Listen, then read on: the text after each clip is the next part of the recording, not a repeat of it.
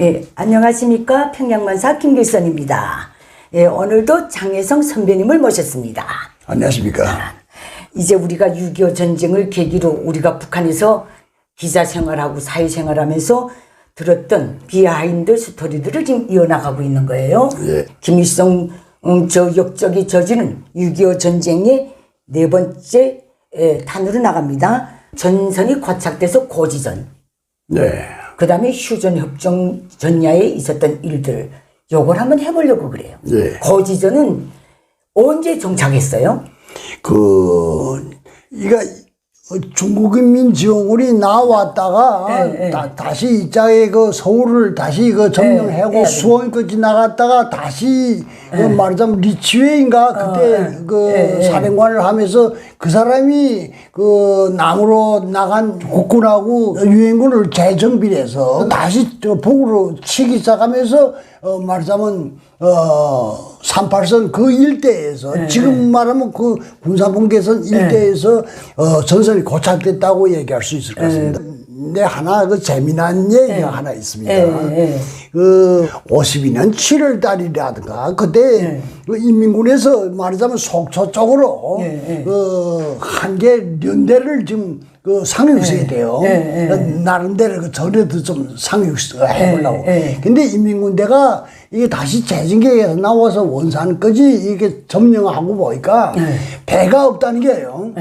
배가 없어서 도로도로 받아서 200마력짜리 뜰알선을 하나 수리해서 겨우 엉성하게 띄울 수 있었는 거예요.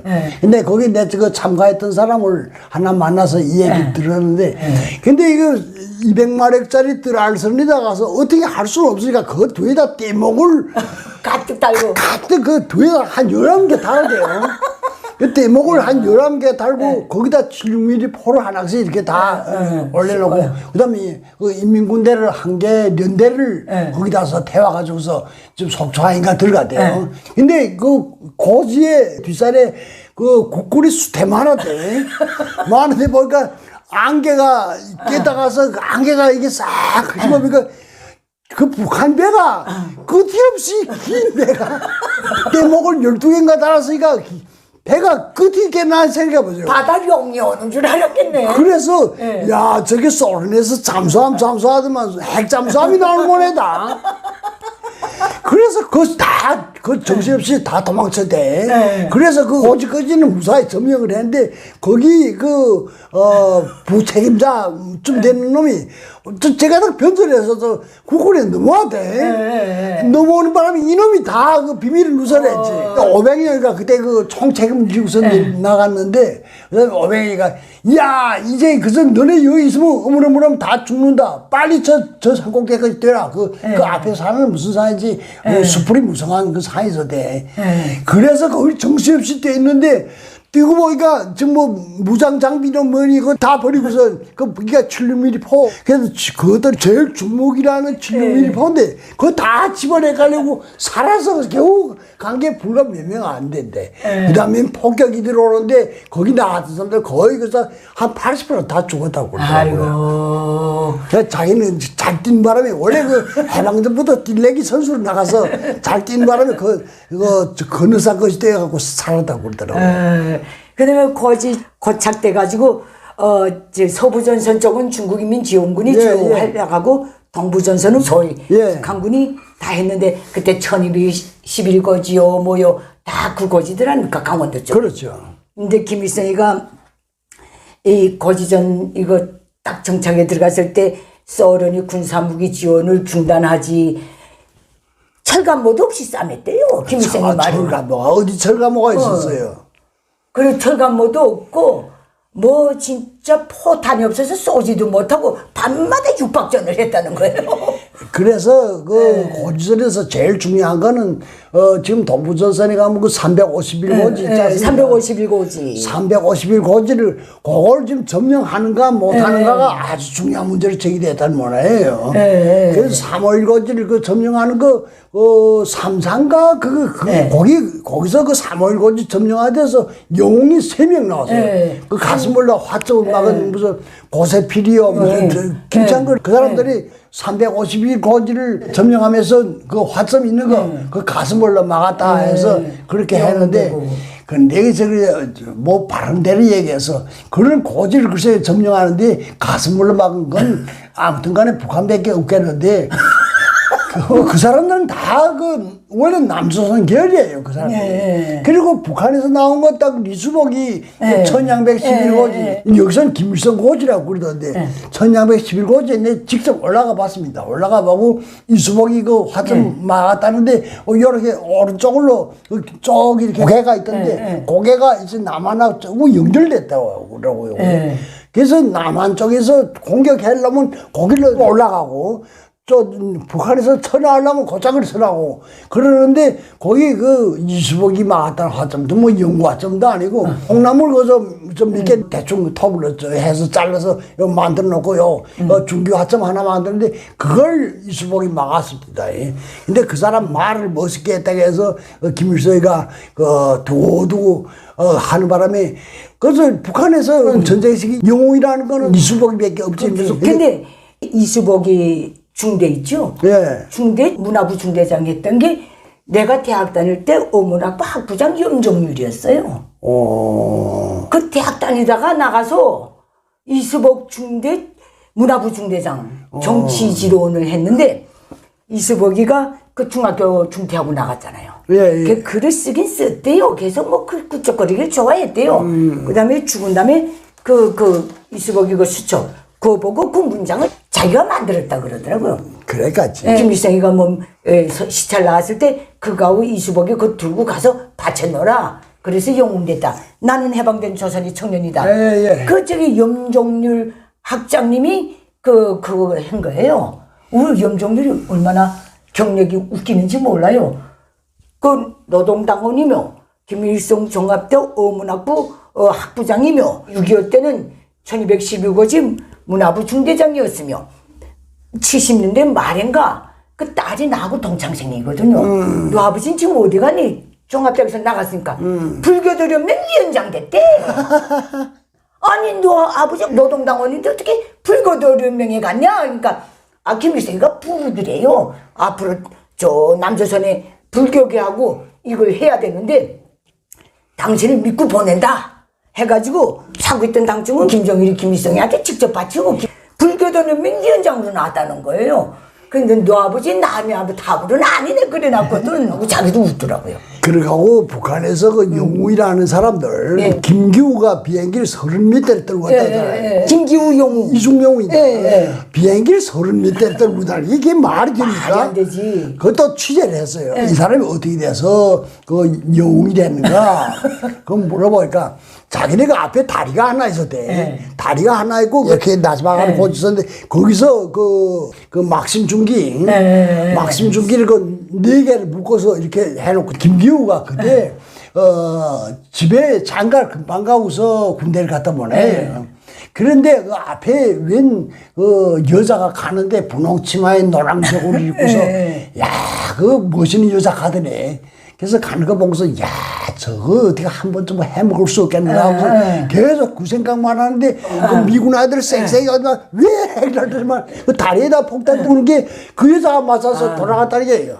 그 다음에 이치가 그 화가 나니까 중대부에 들어가서 큰 거울 있잖아요. 그거 들고 와서 그 미군 비행기가 어디다 번쩍번쩍 없어요. 그러니까 미군 비행기 거기서 뭐 번쩍거리고 무슨 뭐 무기나 중요한 게 주라고 거기를 곧바로 들어오는데 그걸 그 고사총으로 쏘았다는 게. 근데 어쨌든 몇 개는 떨고 거 사실이래. 한 대여섯 대는 떨고 왔는데 그렇게 되면 그 저희가 다른 사람 떨고 거 다 보태준대. 연대에서 떨고 거 다 보태서 30몇 대를 떨고 걸로 해갖고서 요 됐다고서 얘기하더라고요. 그때 전쟁이 그렇게 심했는데 고지전이 그 김일성이가 전선에 나가니까 총포 마음껏 쏴봤으면 원이 없겠다던 뭐 고지 용사들이 말 듣고 무슨 후치령인가 넘어서 강한 게 어dim에 가서 포탄 생산을 2배로 누릴 수 없는가? 전병호가 공정기사를 했대요. 우랄공대 유학 갔다가 나와가지고 거기 공정기사로 배치받았거든요. 한성룡이가 포탄 직장장을 했다는 거예요. 그때 이 소련 고문들은 공직 능력이 맞지 않는다, 못한다 했는데 한성룡이하고 천병호가 무조건 할 수 있다 해가지고 뭐 어떻게 주물렀는지 어쩜 몇 배로 늘려놓은 거예요.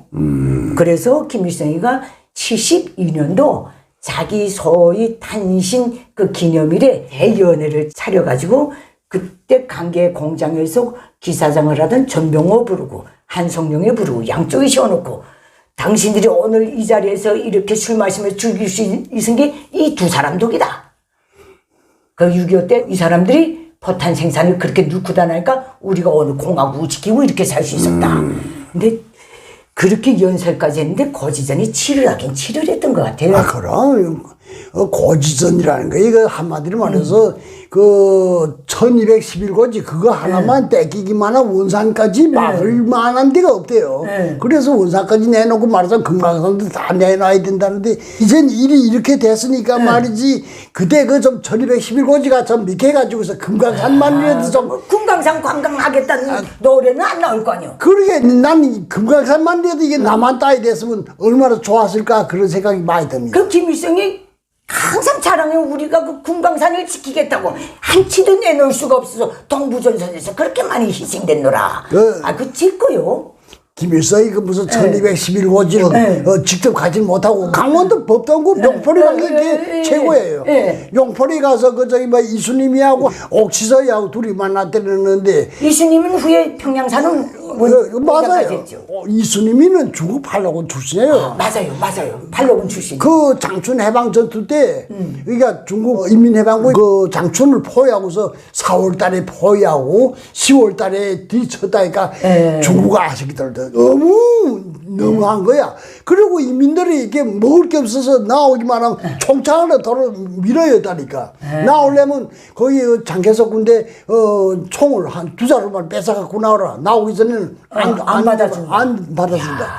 그래서 그 장개석 군대 차지한 저 거점하고 그 해방군이 차지한 그 거점이 200m인데 200m가 그 시체를 어쩌서 꽉 덮였다잖아요. 근데 거기에 그 이수님이가 나갔댔단 말이에요. 그거에 내 이수님이 단독으로 취재를 했던 적이 있었는데 나한테는 뭐 어머니 격인데 그 선생도 고생 많이 하긴 많이 했더라고요. 후에는 계속 내려가고 그러다가서 겨우 사는 당비서 자리에 가서 앉아서 여생을 보낸다고 해서 그렇게 하더라고요. 근데 옥치서에 군단장을 하다 떨어졌잖아요. 김일성한테 또 인민군당 사기 사태 때 얻어맞아갖고 떨어져갖고서 저 은율광산 후방부 지배인인가 하는데 완전히 정말 사람 주제꼴이 한심하게 되니까 나 거기 취재를 했는데 당비서하고 나하고 그다음 지배인하고 이렇게 서히 앉아서 식사를 하는데 그걸 음식 그릇을 들고서 우리 아버지하고 거의 동년배인데 그런 사람이 음식 그릇을 들고서 오는데 당비서랑 있는데 거기 지금 식사를 날라주더라고요. 운율광산은 정배진 것 같아요. 최광희도 거기에 나갔댔잖아요. 최광희 운율광산 자동차 수리소 지배인으로 또 내려갔잖아요. 그 다음에 이제 그때 당시 전선이 피할 수 없이 고착되고 그러니까 김일성이도 이제 힘이 진해가고 그렇죠. 그러니까 휴전 협정을 맺어야 되는데 중국이나 소련 계속 휴전 협정 하는데 김일성이가 끝까지 포착됐다고 그렇게 저도 그렇게 얘기했어요. 다시 밀고 나가겠다고. 그 어림도 없는 소리지. 그때를 놓고 말하면 제가 무슨 힘이 있어요. 기본은 다 중국 지원군이 100여 다 지고 있는데 제가 무슨 힘이 있다고서. 안 할 말로 진짜 거시기 하나 차고선 지금 또 장비도 몽땅 소련제 중국제 있고. 그렇지. 뭔가 지가 주인 행세를 하면서 6.25 전쟁을 이렇게 됐거든요. 잘한 김일성이라는 사람은 어쨌든 어느 한 부분 칭찬할 데가 없는 사람이에요. 김일성이는 곧잠에도 자기 자랑을 해. 6.25 전쟁에서 유리한 어떤 휴전협정문을 받아내기 위해서 자기가 못됐던 거하고 맞짱들 대상이나 돼요. 아니, 어림도 없지. 어림도 없지. 근데 어찌해서 밤에 같이 샤퍼 중국에서 12대 달라 그랬는데 요독대를 줬다나? 밤에 해서 그 정전단판 장소 그 어둠에 고지에다 갖다 놓고 7월 27일 새벽에 쏴대니까 미군 유엔군 사령관 클라크가 그 거름에 개 나와서 도장 찍었다나? 거짓말. 그런 식으로 말했잖아요. 김일성이 한 건 다 그래서 100% 거짓말이라고 생각하면 됩니다. 대한민국에도 끝없는 재앙을 주고 북한 주민들에게도 끝없는 재앙을 주고 조선 역사에도 수많은 희생자를 산생시킨 이놈이 90년대 초에 나온 회고록에서 뭐라고 썼어요? 그때까지도 6.25 전쟁을 대한민국에 전가시키는 거예요. 남조선의 위정자들하고 미제 침략군이 일으킨 6.25 전쟁에 대해서 나는 지금 심심히 해고한다는 거 그렇게 돼 있어요. 동족 상잔에는 승자도 패자도 없다. 동족 앞에서는 남조선 위정자들도 우리 공산주의자들도 무슨 뭐 어떻게 참여해야 된다. 이런 식으로 또 써놓은 거예요.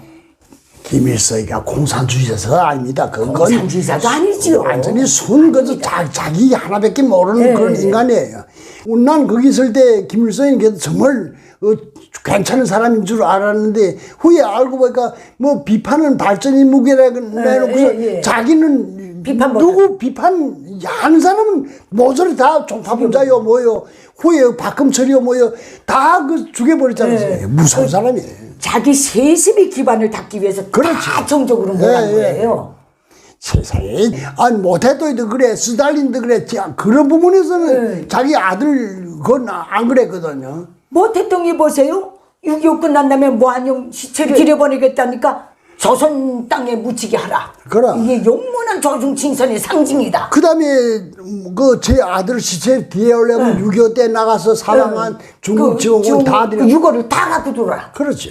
이런 양심은 있었거든요. 적어도 그 정도의 양심은 돼야지. 김일성이 같이 제 아들을 정말 그런 김정일을 놓고 말하면 지도자는 고사하고 어디에 국문화해가 지도원도 못할 그런 개망난이라는 놈이 개망난이거든요. 그 6.25 전쟁 때 제 새끼는 안 죽이겠다고 김정일이 김경이 그 둘만 달라간 거냐면 좀 그렇게 쓰니까 이타 기타 간부들 잔들들 다 싸잡아서 중국으로 아예 보내버렸댔지 않습니까? 맞습니다. 근데 김정일이는 그 후에 자기가 그 조그만 때 아버지를 따라다니면서 마치 전쟁을 보좌한 것처럼 전쟁을 보좌하긴 제가 무슨 그때 김정일이 몇 살인데 기껏해서 8살 9살 그 정도 아닙니까? 어느 날 북한의 모든 세뇌 김정일에 대한 세습에 들어갈 때 6.25 전쟁 때 무슨 김정일이가 그 조그만 녀석이 차에 앉아서 저쪽으로 미군이 공습할 것입니다. 최고 사령관 김일성 동지 저 팬들을 이 짝으로 올리시오. 이 짝은 내가 가겠습니다. 뭐 이런 일화까지 다 만들어냈잖아요. 북한이 그런 거 거짓말을 만들어낸 데는 세상에 그 누구도 대상할 사람이 없다고 생각합니다. 그걸 지금 본받아서 김정은이 3살 때 권총을 쏘고 3살 때 권총을 쏘다면 그게 정상적인 일입니까? 정신병자나 하는 짓거리지. 그리고 뭐 7살 때 무슨 자동차를 몰고 어쩌고 7살짜리가 운전대를 주면 그게 뭐야 됩니까? 그거? 그 김정일에 대해서 선전할 때 더 웃기는 거 하나 있어요. 김정일이가 공부를 꽤나 못했던 것 같아요. 그러니까 그 수학 시간에 하나에다 하나 더하면 몇인가 하나라 그랬다고. 그런데 그때 벌써 위대한 지도자의 그 해안이 있었다. 하나에다 하나 더 나면 둘이지 어떻게 하나가 되나. 그러니까 내 동생의 무슨 흙덩어리하고 내 흙덩어리가 합한 뭉개놓으면 하나가 되지 않는가. 이렇게 말해서 거기에서 천재성을 받아. 이렇게 꾸며놓은 게 김일성 족속이에요. 맞아요. 그 김일성의 족속은 뭐 아침부터 저녁까지 말했던 그 기억이었습니다. 그 다음에 이제 휴전 협정 남일 장군이 나갔어요. 북한에서는. 남일 장군 나왔어요. 빨치산 얘기할 때 그 88 교도 그 소련이 들어갔을 때 남일이는 소련군 소자였대요. 김일성이는 대위였고. 그렇지. 그렇게 얘기를 하더라고요. 남일이가 또 나가서 그때 말을 잘했대요. 그래서 뭐 휴전 담판에 나갈 때마다 클라크 뭐 대표를 아주 짓뭉개버리고 들어왔노라. 어쨌든 휴전협정이 끝났다.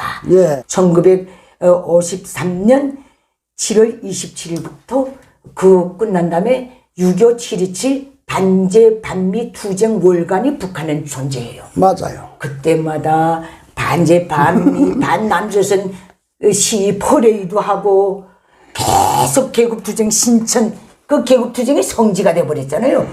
참 지겨울 정도로 나갔대요. 지겨울 정도로 나가서 하고 다 그랬잖아요. 오늘도 김일성 족속 3대를 내려온 김정은이도 전쟁의 군사놀인가 해요. 군사 전략 전술의 대가 행세를 하면서 지금 저 노름판을 벌려놓고 있는데 지 딱히 지 애비도 지 할애비도 주저앉았는데 지딱히 어떻게 대한민국은 무력조카 통일해요. 어림도 없는 그 꿈을 깨라고서 좀 얘기를 했으면 좋겠습니다. 근데도 그 야망을 못 버리는 거예요. 왜?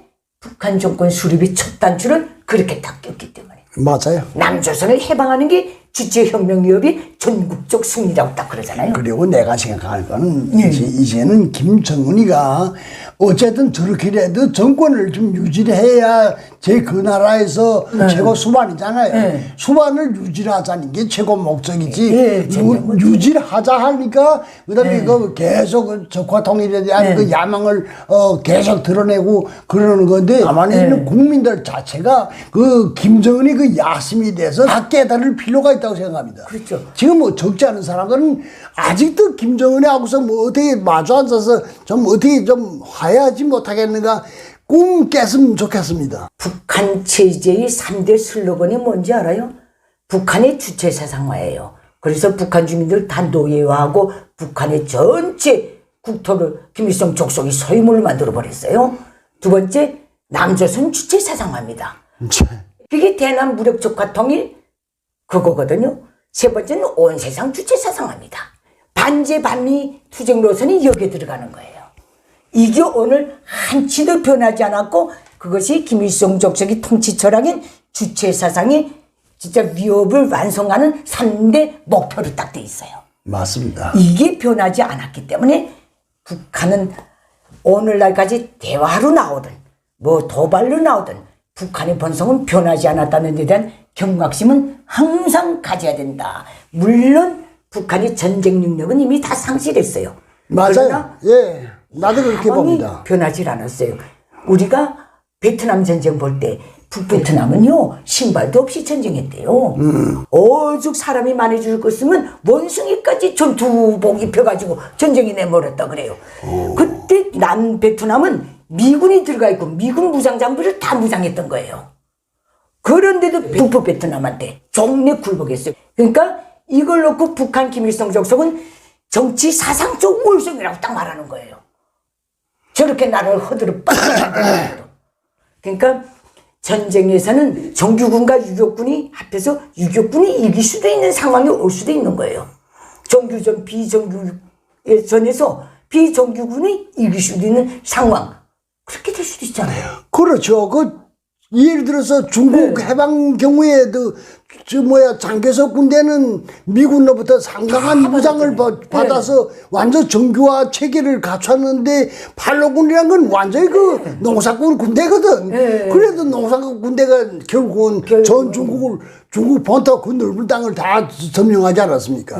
이거 우리가 남북 관계에서도 항상 우리가 뭐 세다 해서 자만하면 안 될 것 같아요. 저자들이 본성은 변하지 않는다. 그렇죠. 시대 사후적인 본성. 이건 항상 생각해야 될 것 같아요. 그래 오늘 네 번째 문제를 여기서 마치도록 하겠습니다. 감사합니다. 안녕히 계십시오. 네.